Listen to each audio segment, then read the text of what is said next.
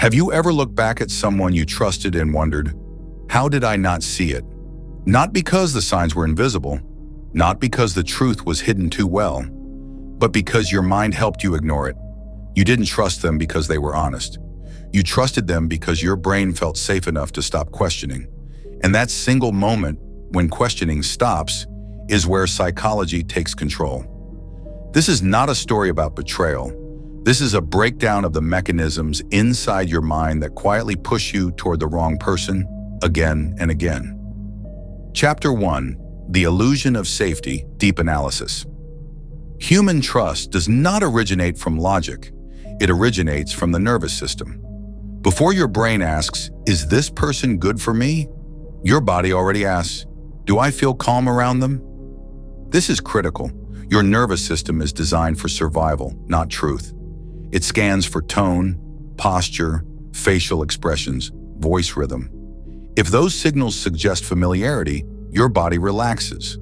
Relaxation is interpreted as safety. Safety is interpreted as trust. Psychology calls this affective trust formation. It happens fast, often within minutes. That's why dangerous people don't appear dangerous. They appear familiar. They lower their voice. They maintain soft eye contact. They listen just enough to make you feel understood. Your brain rewards this with dopamine. Dopamine says, "This feels right."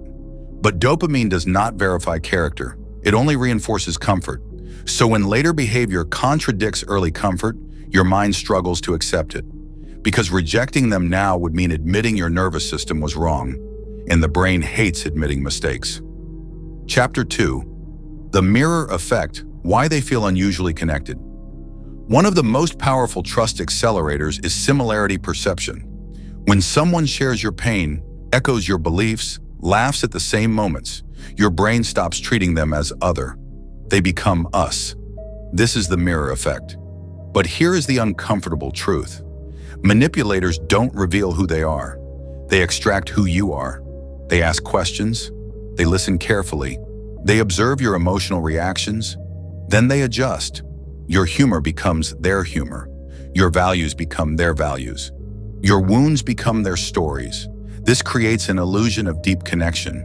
You feel seen, understood, chosen. But what you are connecting to is not a person. It is a reflection. That is why the bond feels intense so quickly.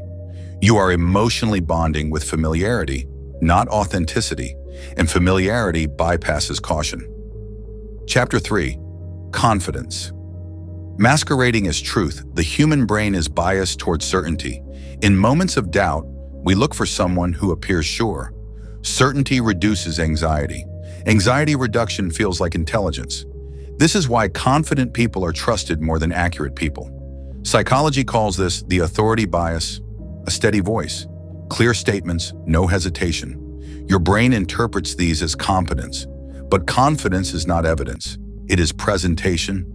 Wrong people rehearse certainty. Honest people hesitate because they consider complexity.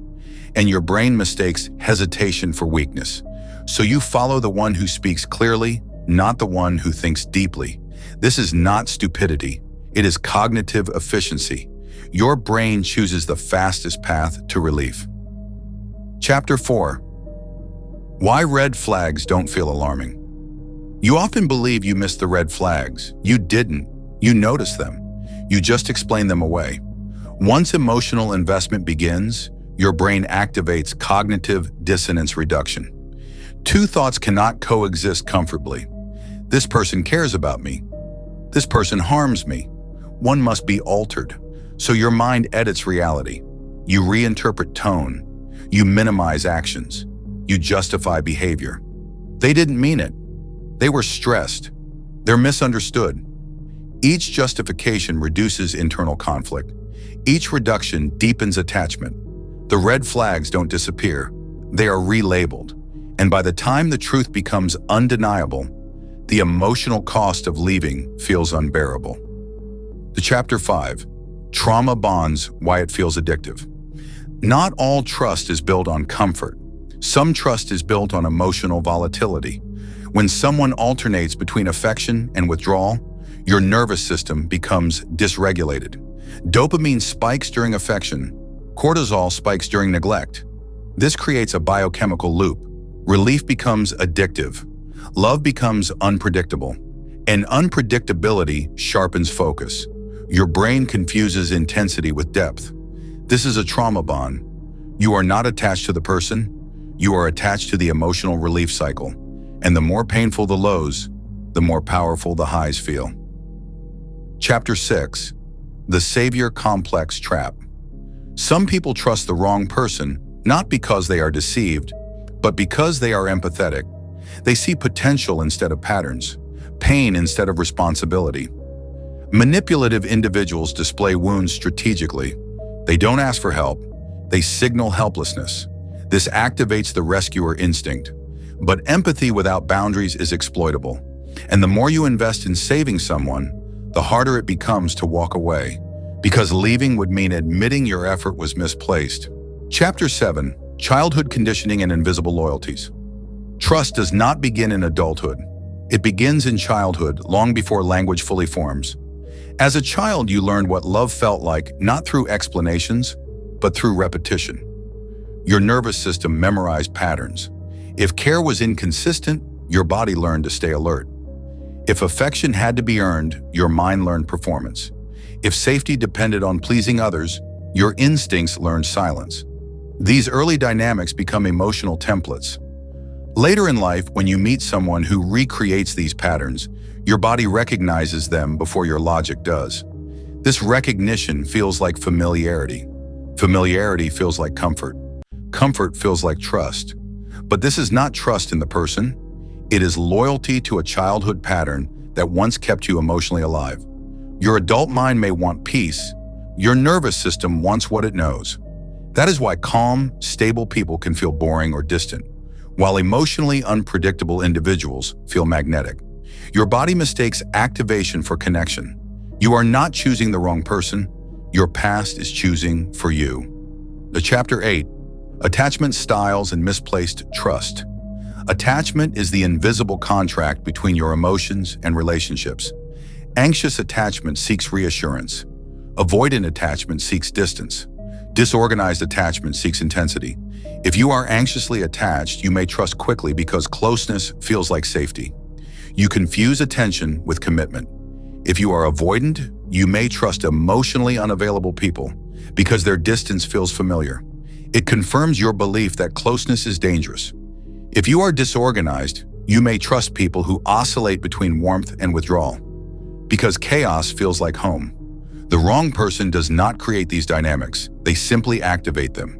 And once activated, logic loses its influence. Chapter 9. The Language of Gaslighting and Perception Control. Wrong people rarely attack directly. They destabilize quietly. Gaslighting is not about convincing you of a lie. It is about convincing you to doubt yourself. They challenge your memory. They question your interpretation. They reframe events in ways that shift blame. I never said that. You misunderstood. You're overreacting. Each statement seems small, but repetition erodes certainty. When your confidence in your perception weakens, you seek external validation, and the person undermining you becomes the authority you rely on. Trust does not disappear, it relocates, from your intuition to their narrative. This is how control forms without force. Chapter 10. Why intelligent people fall deeper. Intelligence does not protect against manipulation. It often extends it. Intelligent people see nuance. They understand complexity. They avoid black and white judgments. So instead of leaving, they analyze.